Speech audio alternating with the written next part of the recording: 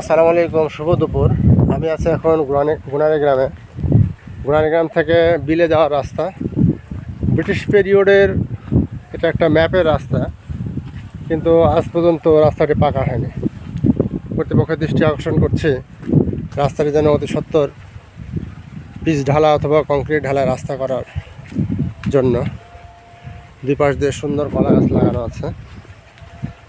অত্যন্ত গুরুত্বপূর্ণ একটি জায়গা। দুই পাশে অসংখ্য ফসলের ক্ষেত। কৃষকদের যাওয়া আসার জন্য সরকার বিভিন্ন গ্রাম এলাকা এবং বিল এলাকায় কংক্রিট রাস্তা করে দিয়েছে, কিন্তু সদর উপজেলার অতি সন্নিকটে থাকা সত্ত্বেও এই রাস্তাটি আজও পাকা করা হয়নি। আসলে বিস্ময়কর। কবে পাকা হবে রাস্তা আমি জানি না।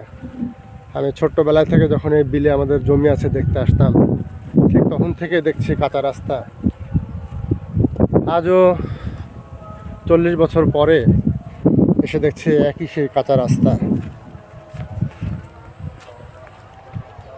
রাস্তাটির গুরুত্ব বিবেচনা করে আমার মনে হয় যে বিল থেকে ফসল নিয়ে আসার জন্য, কৃষকদের উপকার করার জন্য হলেও সরকারের রাস্তাটির উপর গুরুত্ব দেওয়া উচিত।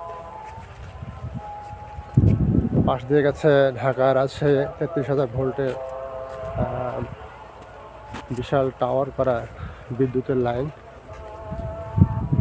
অত্যন্ত গুরুত্বপূর্ণ একটি বিল। প্রচুর ফসল উৎপন্ন হয় এখানে, প্রায় 2 ফসল বা 3 ফসল উৎপন্ন হয় জমিগুলোতে, কিন্তু সরকারের সুদৃষ্টি কেন নেই আমি এটাই বুঝতে পারি না। তো okay friends, thanks for watching my page and YouTube channel.